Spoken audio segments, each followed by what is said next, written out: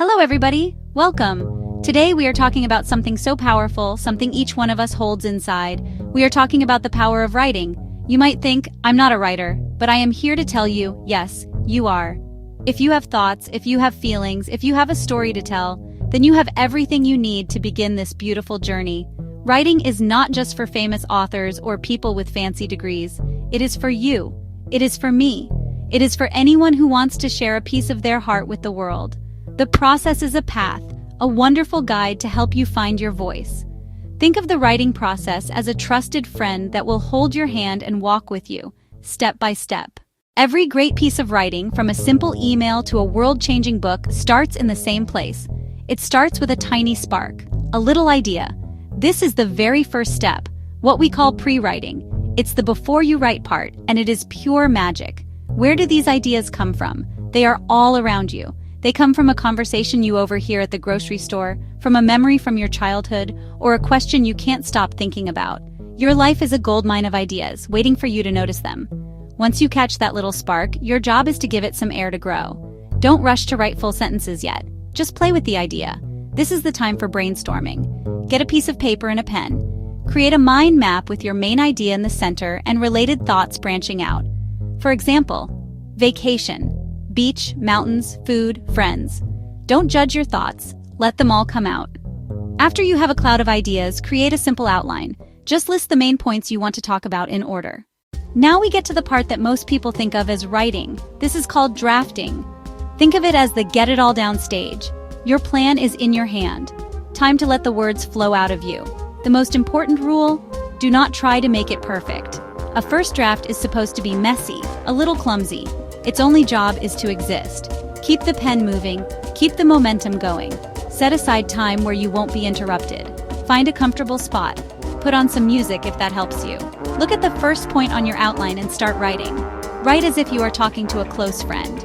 Don't worry about spelling or grammar. Ignore the red underlines for now. If you get stuck, type, "I'm stuck here," and move on. You are pouring the sand out of the box now, so later you can build a beautiful sandcastle. Right now, just get all the sand out. Start with your introduction. My best holiday is New Year's. I like it a lot. Then describe the food and family traditions. My grandmother makes a big soup. We all eat it together. When you finish, you will have a complete first draft. Celebrate. This is a huge accomplishment. All right, you have your first draft. You let it rest for a little while, maybe a day or two. Now you come back to it with fresh eyes. This next stage is revising. Revising is not about fixing tiny mistakes. It is about looking at the big picture. It is about making your writing stronger, clearer, more powerful. One of the best ways to revise is to read your writing out loud. Your ear will hear things your eye might miss.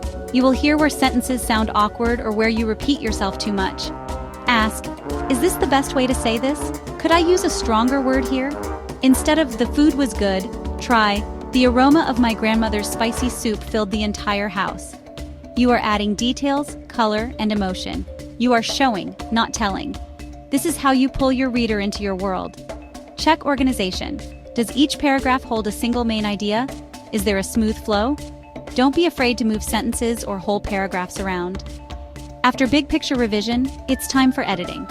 Put on your detective hat and hunt for small mistakes. Check spelling, punctuation, and grammar.